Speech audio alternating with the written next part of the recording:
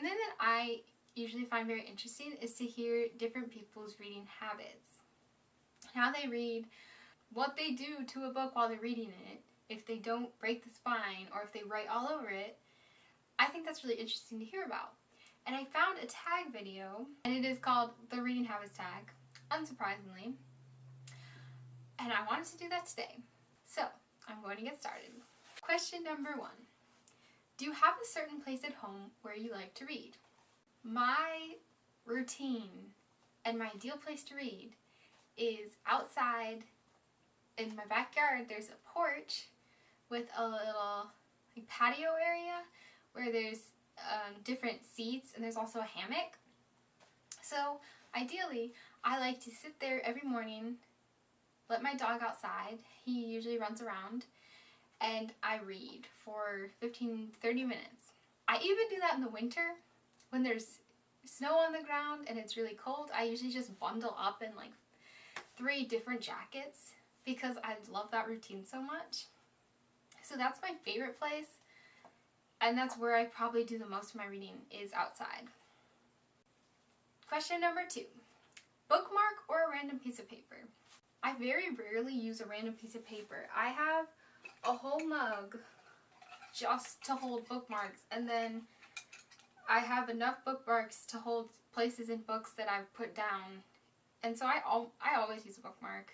I think one time, or a few times with textbooks, I've held my spot with my cell phone.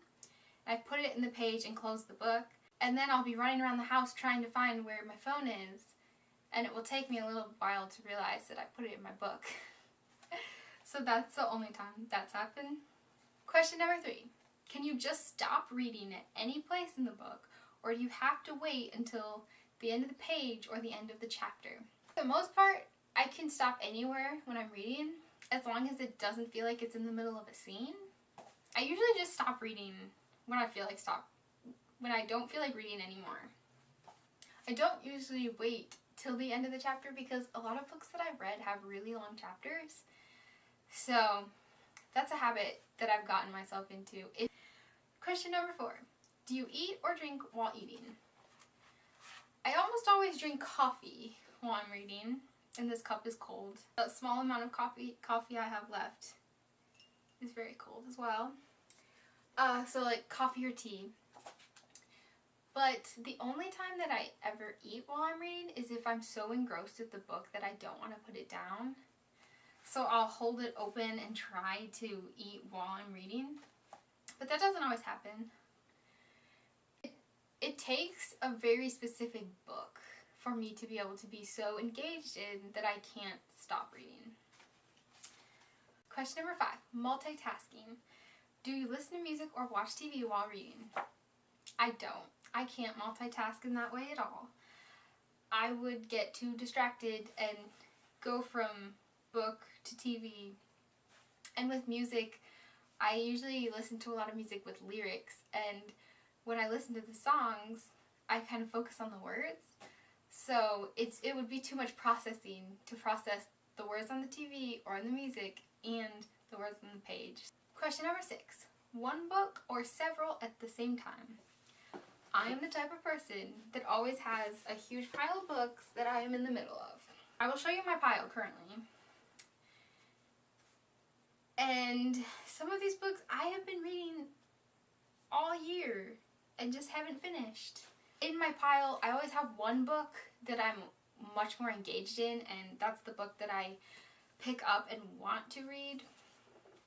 I always, as a rule of thumb, have one fiction book, one nonfiction book, and one audiobook. I like to jump from story to story or from book to book. I don't know why. I think sometimes I can get bored if I do one thing for too long, so I like to have that option. Question number 7. Do you only read at home or do you read everywhere? It depends on where I am. If I'm traveling, I usually don't read at all. I'll usually just be focusing on enjoying the traveling. But if I am close within the vicinity of my own home, then I usually bring a book with me wherever I go. in the car, just in case I have a few minutes to read. Question number 8. Do you read out loud or just in your head? Usually I just read in my head.